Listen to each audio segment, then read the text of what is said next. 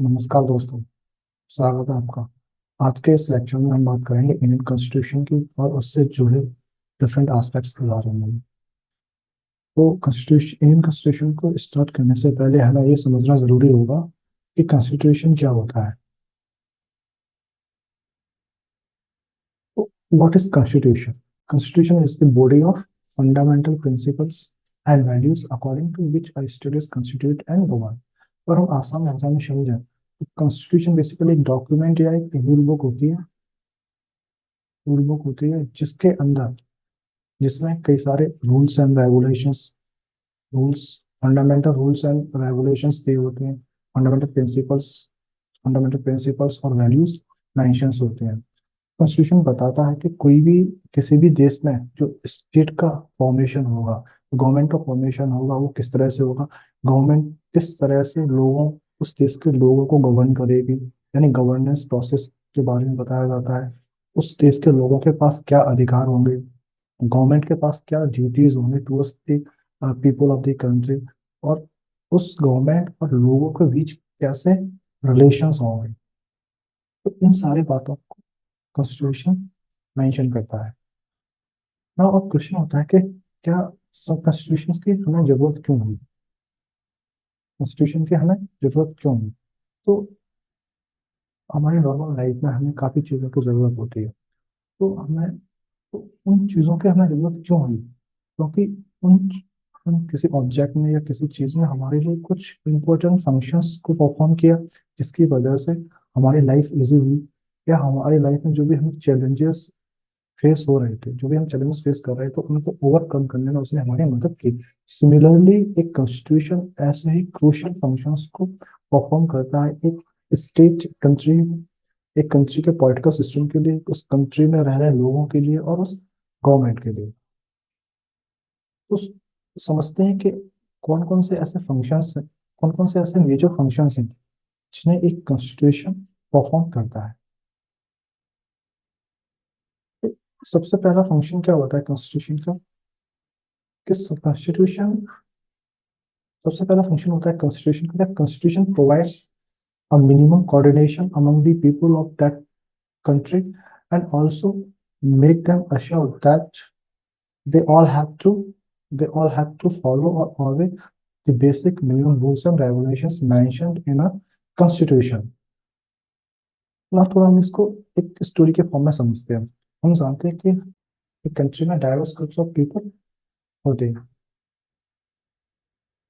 ये लोग आपस में कई मायनों में एक दूसरे से डिफरेंट होते हैं, फिर चाहे वो लैंग्वेज का बेसिस हो, चाहे रिलीजन का बेसिस हो, या फिर उनके अपने ओपिनियन और बिलीफ सिस्टम्स हों, या प्रोफेशन का बेसिस हो, या रिच और पुअर का बेसिस हो। तो ऐसे कई सारे डिफरेंस इन लोगों के बीच में एग्जिस्ट करते हैं, जिनकी वजह से ये एक दूसरे से काफी डिफरेंट होते हैं।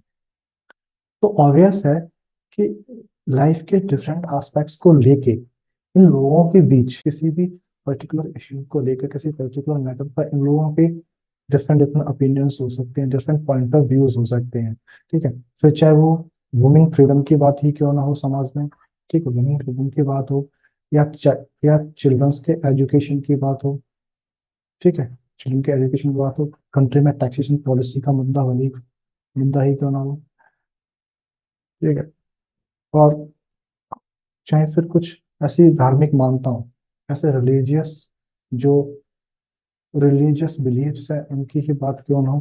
तो इन सारे मुद्दों पे ऐसे सारे मुद्दों पे इन लोगों की संभवतः डिफरेंट डिफरेंट ओपिनियंस हो सकता है कि ये कुछ पॉइंट्स पे एक दूसरे से एग्री करें, लेकिन इनके बीच differences of point of view towards a particular issue और मैटर होना ऑब्वियस है। लेकिन तो एक तरफ तो इनके इनके बीच वैरायटी ऑफ डिफरेंसेस हैं, एक तरफ तो इनके बीच वैरायटी ऑफ डिफरेंसेस हैं, ठीक है, लेकिन दूसरी तरफ उन लोगों को एक साथ भी रहना है।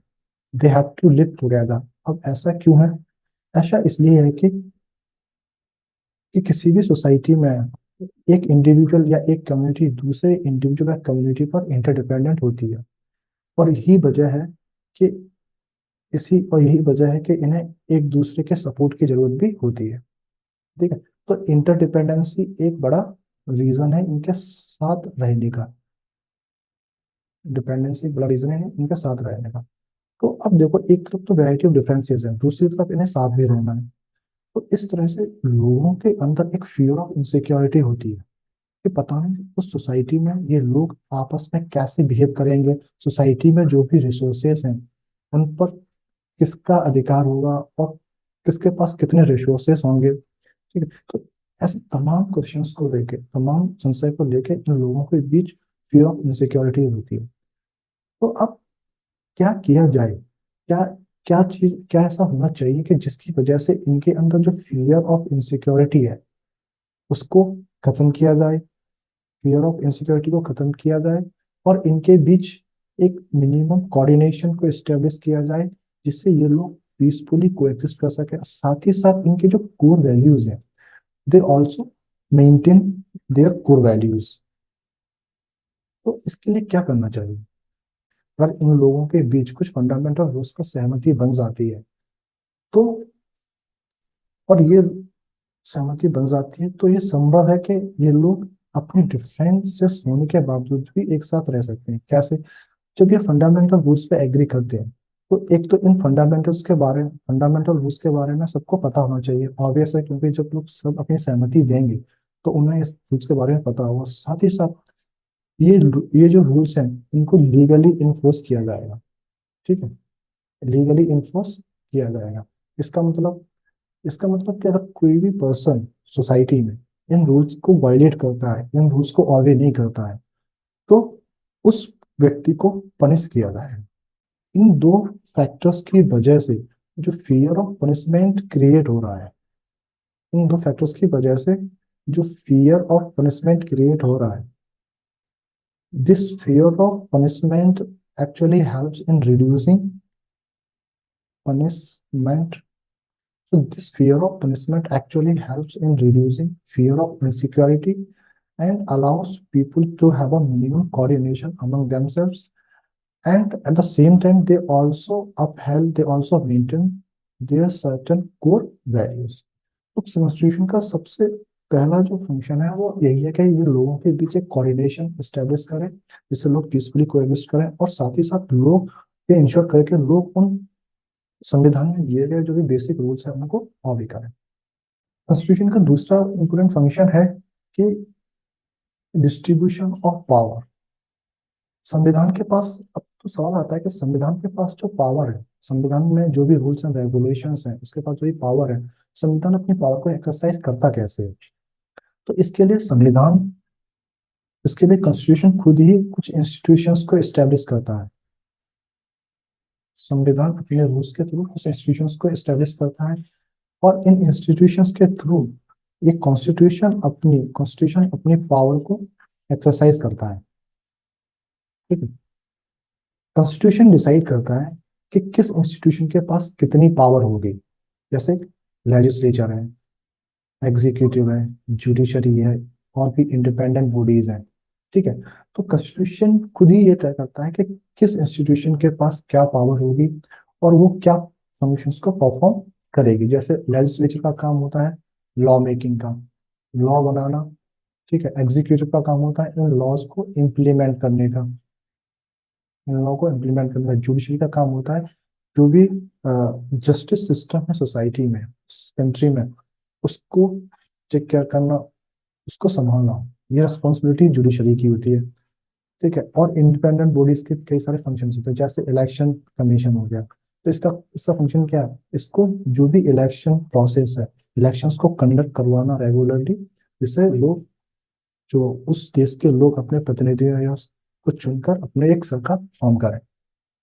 ना तीसरा इंपॉर्टेंट फंक्शन है कि constitution also puts limitations on power of government.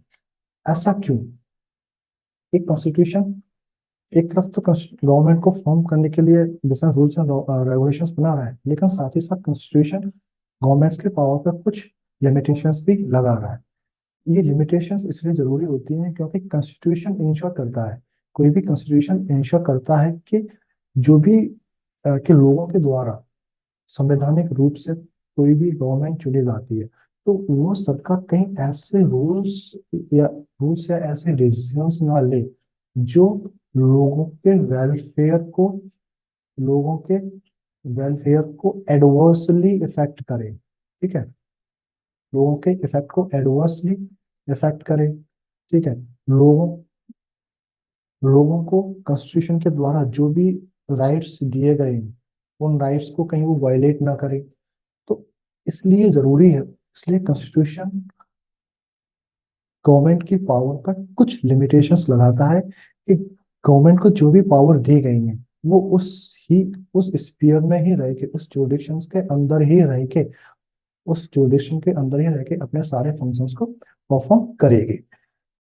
ना फोर्थ फंक्शन है, constitutions also create such provisions which helps to create a just society. How? By empowering the government. तो कॉन्स्टिट्यूशन क्या कर रहा है? कॉन्स्टिट्यूशन सिर्फ गवर्नमेंट की पावर्स में लिमिटेशन नहीं लगा रहा है, कॉन्स्टिट्यूशन गवर्नमेंट को इनेबल भी कर रहा है कि गवर्नमेंट कुछ ऐसे स्टेप्स ले, कुछ ऐसे पॉजिटिव डिसीजंस लें जिनकी हेल्प से जो सोसाइटी में जो वल्नरेबल सेक्शन है, ठीक है, वल्नरेबल सेक्शन है, डिसएडवांटेजियस सेक्शंस ऑफ सोसाइटी है, ठीक है, लाइक वुमेन हो गई, ठीक है, चिल्ड्रन हो गए, या फिर हम कहें चिल्ड्रन हो गए, या फिर हम कहें कि जो बैकवर्ड क्लासेस हैं, ओबीसी हम कह लेते हैं सब, और बैकवर्ड क्लासेस हैं। तो तो गवर्नमेंट कुछ ऐसे पॉजिटिव मेजर्स ले जिनकी वजह से इन लोगों को इन लोगों के एम्पावरमेंट को इंश्योर किया जाए, जिससे ये जो सोसाइटी प्रोग्रेस कर रही है उस प्रोग्रेसिव सोसाइटी के मेन स्ट्रीम का पार्ट बन सके। साथ ही साथ गवर्नमेंट कुछ और भी डिसीजंस और ऐसी पॉलिसीज बनाए जिसके थ्रू जो भी लोगों की एस्पिरेशंस हैं, सोसाइटी जो भी सोसाइटी के लोगों की एस्पिरेशंस हैं, उनके जो गोल्स हैं, उनको अचीव करने में हेल्प करें। ठीक है, तो जब ये जब इस तरह से एक गवर्नमेंट परफॉर्म करेगी कि सोसाइटी के मेंबर्स के जो गोल्स एंड एस्पिरेशंस है उनको फुलफिल किया जा रहा है, ठीक है, लोगों को एम्पावर भी किया जा रहा है, तो इस तरह से सोसाइटी एक एक सोसाइटी एक जस्ट सोसाइटी के रूप में इमर्ज हो। अगला फंक्शन क्या है? Constitution also expresses the fundamental identity of a state. State है यहाँ पे, सोसाइटी नहीं, स्टेट या सोसाइटी, ये किसी भी कॉन्स्टिट्यूशन का मोस्ट इंपॉर्टेंट फंक्शन माना जाता है, क्योंकि संविधान किसी देश या समाज की एक जो फंडामेंटल आइडेंटिटी के रूप में होता है। ठीक है, अब ऐसा क्यों है? क्योंकि देश में किस तरह के प्रिंसिपल्स हैं, ठीक है, उस सोसाइटी में किस तरह के प्रिंसिपल्स हैं, किस तरह की जो वैल्यूज हैं, या किस तरह के जो आइडियल्स एक सोसाइटी ने अपहोल्ड किए हैं पूरा लॉन्ग टाइम। ठीक है, उस देश में लोगों के क्या एस्पिरेशंस हैं, लोगों के क्या गोल्स हैं, ठीक है, तो उस देश के संविधान में यह सारी चीजें निहित होती हैं, और यही कारण है कि एक देश का संविधान उस समाज या उस स्टेट की एक फंडामेंटल आइडेंटिटी के रूप में होता है। संविधान से ही किसी सोसाइटी को एक सोशल यूनिट की आइडेंटिटी भी मिलती है। इसका मतलब क्या हो गया कि उदाहरण से समझते हैं। फॉर एग्जाम्पल इन इंडिया के इंडिपेंडेंस से पहले भारत में कई तरह की भारत में जो विभिन्न क्षेत्र हैं, विभिन्न क्षेत्र में रहे लोगों की अलग अलग पहचान थी। जैसे कोई मराठी था, कोई पंजाबी था, ठीक है, कोई तमिलियन है, कोई और भी कई तरह की आइडेंटिटीज, डिफरेंट डिफरेंट रीजन की आइडेंटिटीज आगे आते थे। लेकिन जब हमारा कॉन्स्टिट्यूशन बना तो कॉन्स्टिट्यूशन ने इन सारी आइडेंटिटीज को साइडलाइन किया, और सभी लोगों को, भारत में रह रहे जितने भी लोग हैं, जितनी भी कम्युनिटीज हैं, उन सबको एक कॉमन आइडेंटिटी दी। क्या? एक कलेक्टिव आइडेंटिटी प्रोवाइड की। जैसे सभी लोग क्या है? एक इंडियन है। तो ये तो इस तरह की कलेक्टिव आइडेंटिटी देने का काम किसने किया? एक कॉन्स्टिट्यूशन ने किया। Now the last important function, the constitution also act as a means of democratic transformation. How? First, constitution helps to transform the status of a person from a subject into citizens। कैसे? भारत की आजादी से पहले British India में भारतीय लोगों के पास एक सब्जेक्ट्स का स्टेटस था। They were not the citizens of the British India. लेकिन जब हमारा कॉन्स्टिट्यूशन बना तो कॉन्स्टिट्यूशन ने हमें क्या पहचान दी? कॉन्स्टिट्यूशन ने हमें एक नागरिकता का, एक सिटीजन का स्टेटस हमें प्रोवाइड किया। तो कॉन्स्टिट्यूशन इतना पावरफुल होता है कि वो डेमोक्रेटिक ट्रांसफॉर्मेशन करने में सक्षम होता है। तो एक जो सब्जेक्ट्स थे, नाउ दे बिकम है सिटीजन्स। अब सिटीजन्स बने तो सिटीजन्स के पास काफी सारे राइट्स होते हैं, काफी सारे राइट्स, जैसे political, social rights, economic rights they enjoy in a country being a citizen of that country. ठीक है। Constitution also provide them a lot of protections. Constitution also mandate the government that government should work for the welfare of this people. तो आप समझ रहे हैं कि एक constitution अपने देश में रह रहे लोगों की दिशा और दशा दोनों ही बदल देता है। Constitution as a means of democratic transformation also helps in bringing social transformation by peaceful and democratic means। इसका मतलब क्या हुआ? देखो, हम जानते हैं कि हर समाज में इनइक्वालिटीज होती हैं, हर सोसाइटी में इनइक्वालिटीज हैं। ठीक है। डिस्क्रिमिनेशन प्रेवलेंस होते हैं, डिस्क्रिमिनेशंस होते हैं। ठीक है। तो कॉन्स्टिट्यूशन कुछ ऐसे डेमोक्रेटिक मींस प्रोवाइड करता है जिन इंस्ट्रूमेंट्स का यूज करके उस समाज के जो भी वल्नरेबल पीपल्स हैं, मान लो, जो भी वल्नरेबल सेक्शंस हैं, जो भी डिसएडवांटेजेस सेक्शंस हैं। ठीक है। और भी जो लोग जो इनइक्वालिटी फेस कर रहे हैं या डिस्क्रिमिनेशन फेस कर रहे हैं, तो they can use this instrument to bring out their social transformation. और इस ट्रांसफॉर्मेशन में लोगों के पास तो लोगों कॉन्स्टिट्यूशन लोगों को तो इंस्ट्रूमेंट देता ही देता है, साथ ही साथ उस देश के गवर्नमेंट को भी मैंडेट करता है कि they also make such policies और decisions which bring out a democratic social transformation for the people. So uses this peaceful demonstration as a means to bring in social transformation। ठीक है। Constitution as a means of democratic transformation also help people to have a political self determination। इसका मतलब कि संविधान लोगों को power देता है कि लोग अपनी सरकार चुने, अपने मन की सरकार चुने। ठीक है। अपने मन की गवर्नमेंट चुने। ठीक है। लोग अपने गवर्नमेंट को इन्फ्लुएंस कर सकते हैं। ठीक है। इन्फ्लुएंस कर सकते हैं कि गवर्नमेंट को क्या डिसीजन, कैसी पॉलिसीज बनानी चाहिए, क्या डिसीजंस लेने चाहिए जो उन लोगों के वेलफेयर को इंश्योर करे। ठीक है। साथ ही साथ लोगों के पास आज़ादी होती है पॉलिटिकल सब डिटरमिनेशन के अंदर कि वो गवर्नमेंट को क्रिटिसाइज भी कर सकते हैं। ठीक है। गवर्नमेंट को क्रिटिसाइज कर सकते हैं, गवर्नमेंट की जो भी पॉलिसीज हैं that they feel that they are not up to mark, तो the people has a right to criticise this people. ठीक है। Under this people also enjoy individual liberty. ठीक है। इंडिविजुअल लिबर्टी को भी एंजॉय कर रहे हैं। उनके पास पावर होते हैं, वो अपनी पॉलिटिकल पार्टियां भी फॉर्म कर सकते हैं। ठीक है। तो इस तरह से कॉन्स्टिट्यूशन क्रूशियल फंक्शंस को परफॉर्म करता है। तो अब हम समझ चुके हैं कि क्यों हमारे लिए कॉन्स्टिट्यूशन इतना जरूरी होता है। नाउ हम ये समझते हैं कि कॉन्स्टिट्यूशन कितने टाइप के होते हैं।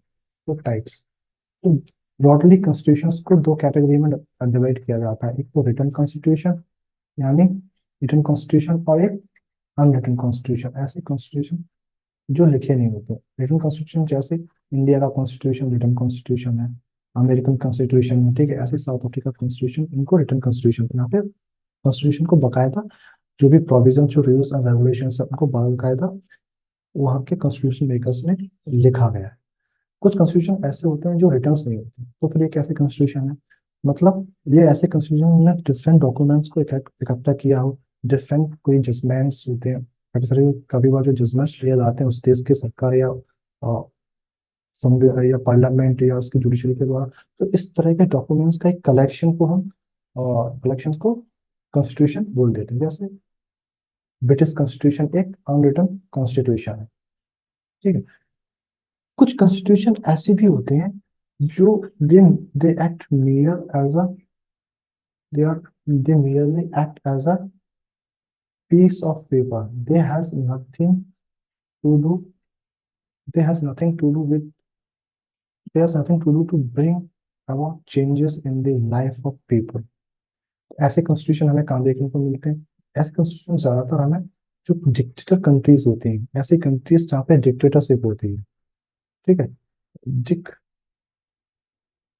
ऐसी कंट्रीज जहाँ पे डिक्टेटरशिप होती है, फॉर एग्जाम्पल्स के लिए देखें नॉर्थ कोरिया का कॉन्स्टिट्यूशन। तो नॉर्थ कोरिया में भी कॉन्स्टिट्यूशन है, लेकिन एक्चुअली वहाँ का रूल क्या वो कॉन्स्टिट्यूशन वो कॉन्स्टिट्यूशन लोगों की विल को रिप्रेजेंट करता है? नहीं। वो कॉन्स्टिट्यूशन जस्ट एक मेयर डॉक्यूमेंट है। वहाँ पे जो भी रूल्स और रेगुलेशन बनाए जा रहे हैं, that are determined by the will of the ruler, ठीक है, विल ऑफ द रूलर के द्वारा। तो ऐसे डिफरेंट डिफरेंट कॉन्स्टिट्यूशन हमें डिफरेंट कंट्रीज के कंट्रीज में देखने को मिलते हैं। नाउ क्वेश्चन उठता है कि डिफरेंट कंट्रीज के पास अपने अपने कॉन्स्टिट्यूशन है, तो क्या सारे कॉन्स्टिट्यूशन इफेक्टिव है और उनके पास लेजिटिमेट अथॉरिटी होती है? लेजिटिमेट अथॉरिटी मतलब if they represents the will of people, जो भी लोगों के एस्पिरेशंस हैं, गोल्स हैं, लोगों के जो इंटरेस्ट है उनको एड्रेस करते हैं, तो उनको हम लेजिटिमेट अथॉरिटी के फॉर्म में देखते हैं। तो क्या सारे कॉन्स्टिट्यूशन ऐसे होते हैं? आंसर है, तो इस चीज को जानने के लिए हम मेनली तीन स्टैंडर्ड्स को देखेंगे। अगर कोई भी कॉन्स्टिट्यूशन इन तीन मेन स्टैंडर्ड्स को फुलफिल करता है, तो हम कहेंगे कि हाँ वो कॉन्स्टिट्यूशन इफेक्टिव है और उसके पास एक लेजिटिमेट अथॉरिटी भी है। तो वो क्या स्टैंडर्ड्स हैं? पहला, मोड ऑफ प्रोमulgेशन। कई कंट्रीज में ऐसे लीडर्स कॉन्स्टिट्यूशन बनाते हैं जो जिनके पास कोई पब्लिक क्रेडिबिलिटी नहीं है, ठीक है, इनके पास कोई भी पब्लिक क्रेडिबिलिटी नहीं है, ठीक है। या फिर जो मिलिट्री रूलर्स हैं उन्होंने कोई कॉन्स्टिट्यूशन बना दिया, ठीक है। तो ऐसे लोगों के द्वारा जो भी कॉन्स्टिट्यूशन बनाए जाते हैं, ऐसे कॉन्स्टिट्यूशन इनफेक्टिव होते हैं, इनइफेक्टिव होते हैं और इलेजिटिमेट भी होते हैं। क्यों? क्योंकि this constitution do not represent the will of people, ठीक है, विल ऑफ पीपल को नहीं रिप्रेजेंट करते, ठीक है। This constitution does not represent the will of people. तो फिर कौन ऐसे लोग हैं जो कॉन्स्टिट्यूशन बनाए और उन कॉन्स्टिट्यूशन में विल ऑफ पीपल को रिप्रेजेंट किया गया, ठीक? तो हम समझते हैं, अगर कोई भी कॉन्स्टिट्यूशन ऐसे लोगों के द्वारा बनाया जा रहा है जिनके पास इमेंस पब्लिक क्रेडिबिलिटी है, मतलब लोगों का उनमें अटूट विश्वास है, ठीक है, लोगों का उनमें अटूट विश्वास है, लोग उससे ज्यादा उन मेकर्स में विश्वास रखते हैं कि वो जो भी लॉ और रेगुलेशंस बनाएंगे वो उन लोगों के हितों में होगा, ठीक है, पहली कंडीशन। दूसरी दूसरी कंडीशन कि ये जो कॉन्स्टिट्यूशन मेकर्स हैं इनके पास ऐसी एबिलिटीज होनी चाहिए कि ये नेगोशिएट कर सके, कमांड कर सकें और कन्विंस कर सकें लोगों को। इसका मतलब कि ये लोगों को बता सकें कि जो भी कॉन्स्टिट्यूशन इनके द्वारा बनाया जा रहा है, ये कॉन्स्टिट्यूशन इन मेकर्स को पावर देने के लिए नहीं बनाया जा रहा है, बल्कि ये कॉन्स्टिट्यूशन इन लोगों के वेलफेयर के लिए बनाया जा रहा है, ठीक है, इन लोगों के वेलफेयर के लिए बनाया जा रहा है, इन लोगों के डेवलपमेंट के लिए बनाया जा रहा है, ठीक है, डेवलपमेंट एंड प्रोग्रेस के लिए बनाया जा रहा है, ठीक है। साथ ही साथ कॉन्स्टिट्यूशन ऑल्सो, जो भी इनके द्वारा कॉन्स्टिट्यूशन बनाया गया, this constitution also reflects the principles, values and ideas upheld by a society for a long. तो इस कॉन्स्टिट्यूशन में ऐसे प्रिंसिपल्स होने चाहिए, ऐसे वैल्यूज होने चाहिए जो एक सोसाइटी लंबे समय से उन मूल्यों को अप अपहोल्ड किए हुए है। ठीक है, उन मूल्यों को सपोर्ट करती है, उन मूल्यों को प्रैक्टिस करती है। एग्जाम्पल्स हम देखते हैं कि हमारे जो कॉन्स्टिट्यूशन, एग्जाम्पल जो इंडियन कॉन्स्टिट्यूशन बना, तो प्रियम्बल में हम काफी सारे प्रिंसिपल्स और वैल्यूज देखते हैं, जैसे लिबर्टी हो गई, इक्वालिटी हो गई, सोशल जस्टिस की बात हो गई, freedom of speech and expression की बात हो गई। तो ये सारी वैल्यूज, ये सारे प्रिंसिपल आए कहाँ से? तो ये आए नेशनल मूवमेंट फॉर इंडिपेंडेंस जो हुआ हमारे देश में, जिसके थ्रू हमें आज़ादी मिली। तो इस नेशनल मूवमेंट के द्वारा दौरान ही लोगों में सहमति बनी कि जब हम अपना कॉन्स्टिट्यूशन बनाएंगे तो हमारा कॉन्स्टिट्यूशन का जो आधार होगा वो ऐसे प्रिंसिपल्स, वैल्यूज और आइडियल्स होंगे जिनके लिए हम आज विदेशी सरकार से, विदेशी रूल के खिलाफ लड़ रहे हैं। ठीक है, तो सेकंड क्या है? Substantive provisions of the constitution, मतलब that constitution should give reasons everyone to accept it, reasons to that constitution should give reasons everyone to accept it and provide the framework of basic justice। इसका मतलब क्या हुआ? तो पहला ये point है, दूसरा है बेसिक जस्टिस। अगर आप कॉन्स्टिट्यूशन मान लो, कॉन्स्टिट्यूशन में किसी देश की एक पर्टिकुलर कम्युनिटी या सेक्शंस के लिए कोई भी प्रोविजंस नहीं बनाए गए, उनके हितों का ध्यान नहीं रखा गया है, तो क्या उनके पास उस ऐसे सेक्शंस ऑफ पीपल के पास कोई रीजन होगा कि वो इस तरह के बने हुए कॉन्स्टिट्यूशंस को रेस्पेक्ट करे और उसे एक्सेप्ट करे एज देयर ओन? ऑब्वियसली उनके पास कोई रीजन नहीं होगा। तो एक अच्छे कॉन्स्टिट्यूशन, एक सक्सेसफुल कॉन्स्टिट्यूशन में हमेशा ऐसे प्रोविजंस होने चाहिए जो उस समाज में रह रहे हर व्यक्ति को कुछ ना कुछ ऐसी वजह दे, ऐसे ऐसे सफिशिएंट रीजंस थे कि जिनकी वजह से वो व्यक्ति या वो समुदाय उस कॉन्स्टिट्यूशन की रेस्पेक्ट करे, उस कॉन्स्टिट्यूशन को एक्सेप्ट करे और अपनाए। ठीक है, साथ ही साथ कॉन्स्टिट्यूशन में ऐसे प्रोविजंस भी होने चाहिए जो एक बेसिक जस्टिस का ढांचा प्रोवाइड करते हो, उस देश में बेसिक जस्टिस की नींव रखते हो। तो ऐसे कॉन्स्टिट्यूशन, ऐसे सब्स्टिट्यूट्स, ऐसे प्रोविजंस को होना बहुत जरूरी है, जो इस तरीके के हर हर सेक्शन, हर इंडिविजुअल्स के के इंटरेस्ट को टेक केयर करते हैं, उनके वेलफेयर, उनके डेवलपमेंट के लिए, डेवलपमेंट को इंश्योर करते हैं, उनके प्रोटेक्शन के लिए बने हो, और जो भी होप्स एंड एस्पिरेशंस हैं लोगों की, उनको रिफ्लेक्ट करते हो। Now third standard, balanced institutional designs, मतलब एक एक वेल ड्राफ्टेड कॉन्स्टिट्यूशन हमेशा इंस्टीट्यूशन के बीच हमेशा इस तरह के बैलेंस को इंश्योर करता है कि कोई भी एक इंस्टीट्यूशन कोई भी एक इंस्टीट्यूशन के पास पावर का कंसंट्रेशन नहीं होना चाहिए।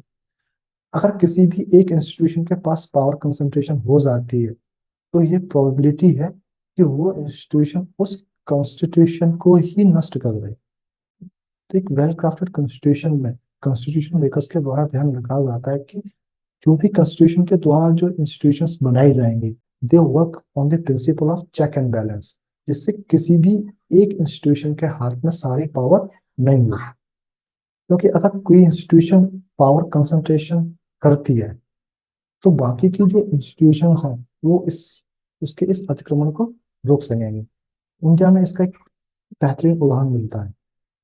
फॉर एग्जाम्पल जैसे पार्लियामेंट और जुडिशरी है, ठीक है?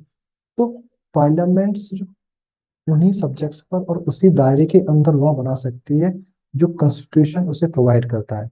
जैसे ही पार्लियामेंट अपने इस दायरे से बाहर जाती है, अपने इस जुरिडिक्शन से बाहर जाकर लॉ बनाने की कोशिश करती है, तो जुडिशरी क्या करेगी? उस ऐसे लॉज को इनवैलिड और अनकॉन्स्टिट्यूशनल डिक्लेयर कर देगी। तो हम देख रहे हैं कि एक चेक एंड बैलेंस का सिस्टम वर्क करता है, पहली चीज।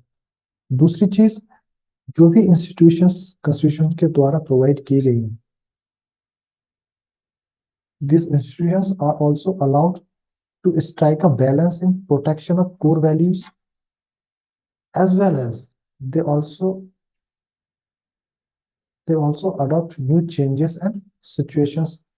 ठीक है, जिससे क्या होगा कि जिससे जो कॉन्स्टिट्यूशन, वो एक रिजिड कॉन्स्टिट्यूशन या स्टैटिक नहीं होगा।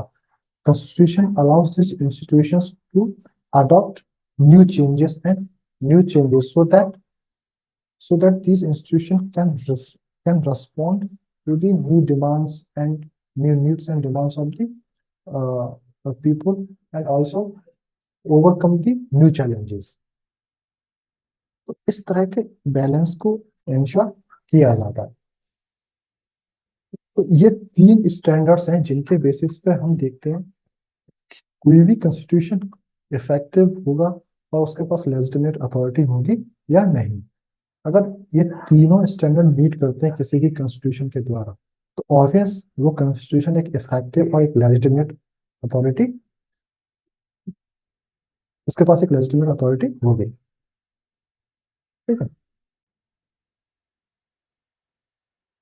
इस वीडियो में यहीं तक। अगले वीडियो में हम बात करेंगे इंडियन कॉन्स्टिट्यूशन के क्या बैकग्राउंड रहा था, इंडियन कॉन्स्टिट्यूशन के, इंडियन कॉन्स्टिट्यूशन का, और किस तरह से जो कॉन्स्टिट्यूएंट असेंबली थी उसने किस तरह से कॉन्स्टिट्यूएंट असेंबली को फॉर्मुलेट किया गया और किस तरह से इंडियन कॉन्स्टिट्यूशन को बनाया गया।